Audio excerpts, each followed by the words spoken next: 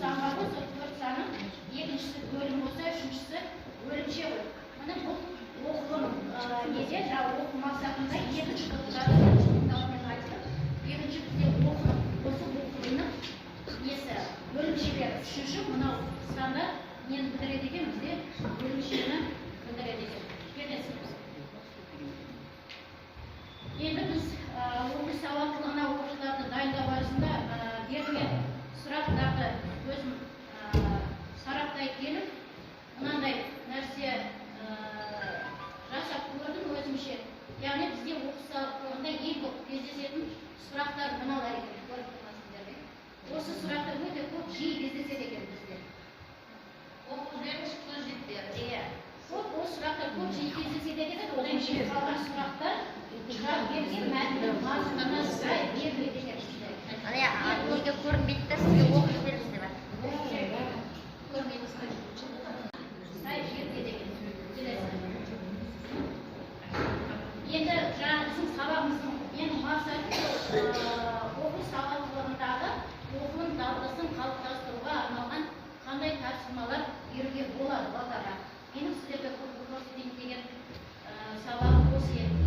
Мысалы, мен қазір сіздерге енді бізде оқылым болғаннан кейін мен қазір сіздерге мәтін таратайын. Сол мәтін бойынша тапсырмалар. А мәтін оқысаңыздар.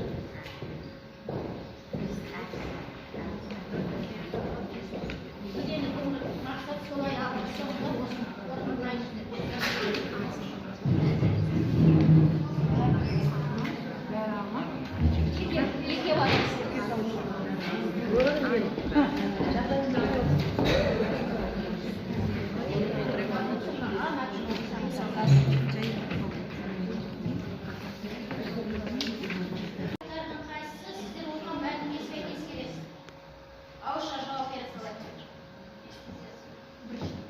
Kitap oku өте пайдалы. Ал кітап туғын бірінші дұрыс жауабы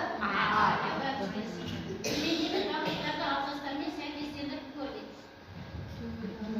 Яғни burada неге оқу сауаттылығында көп кездесетін сұрақтардың бірі сәйкестендіріп.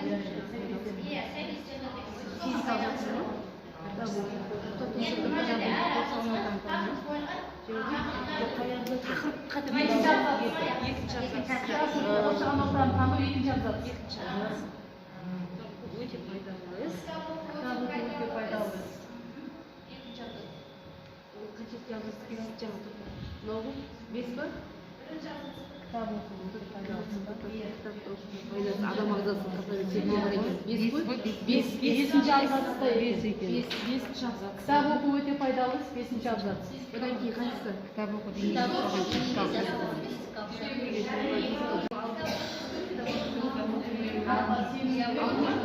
сену керек, оқу керек. 6-ші абзац. Сену керек, оқу керек, 6-ші абзац. Төмендегі ақпараттарға дұрыстығына сай шын немесе өтірік сөзін қойып көріңіздер.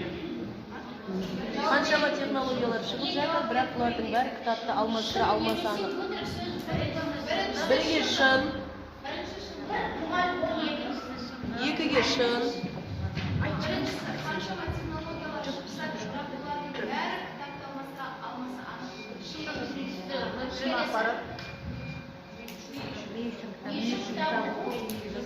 Шын ақпарат. Бір шығарма оқыса, бұрын екі сөздің басын тұрамайтын адам, ол да шын. Өтірік оқу керек.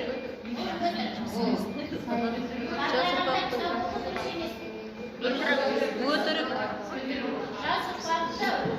Жалпы ой тұрсындарымызда талап ағамыз қалыптасында ең және ұлыстармен енді мәтінді оқып болған соң төмендегі сұрақтарға иә немесе жоқ деп жауап беру. Бірінші сұрақ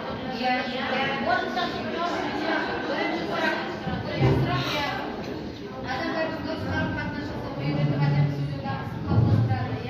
Бұл шын. Келесі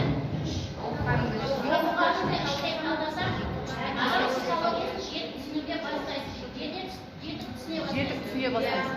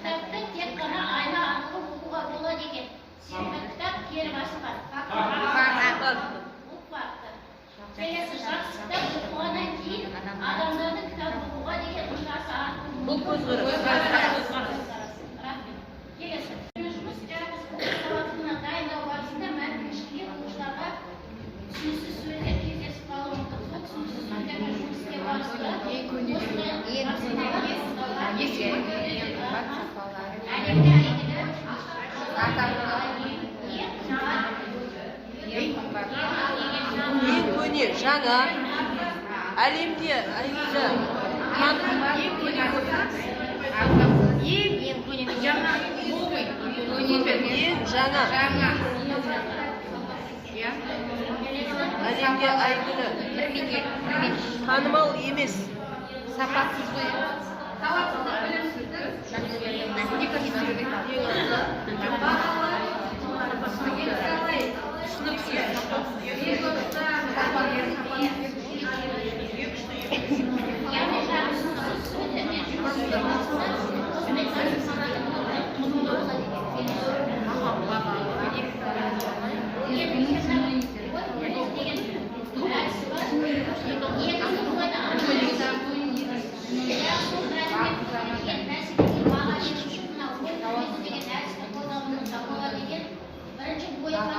Яғни мәтіндегі негізгі сөзді тауып сөз беруіміз керек.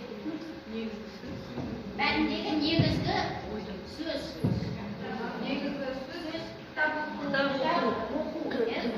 Енді ой желісі негізгі сөзден өрбейтін ойды талдап жан-жақты зерделеу. Жаңа негізгі ой бізде не еді? Кітап оқу арқылы біз санамыз, ойымызды дамытамыз.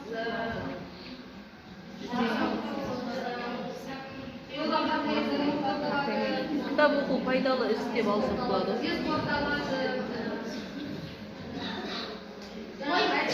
келтірілген ғой екі сөздің басын құрай алмайтын адам бір шығарманы оқып бітірген кезде ол өзінің ойын көре алады.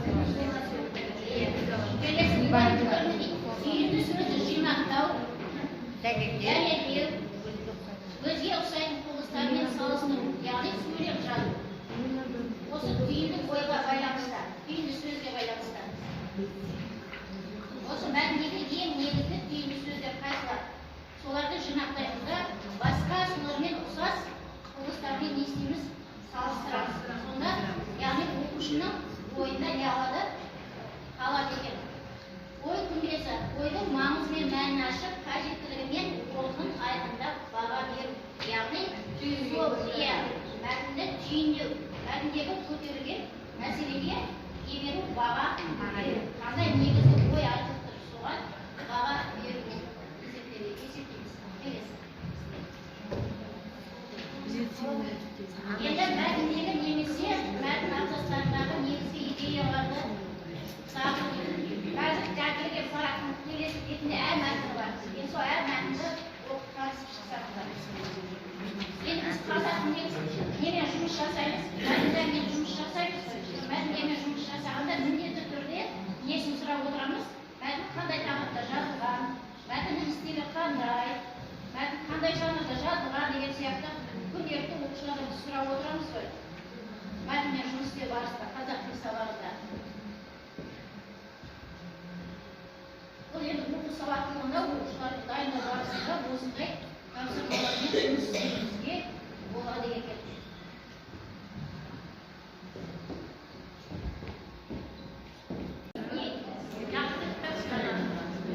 Жақсы кітап келесі. Мынау ойында ма? Жарайды.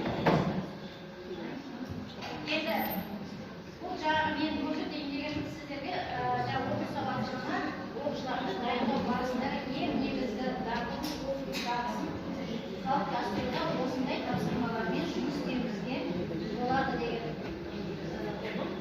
Енді жақсы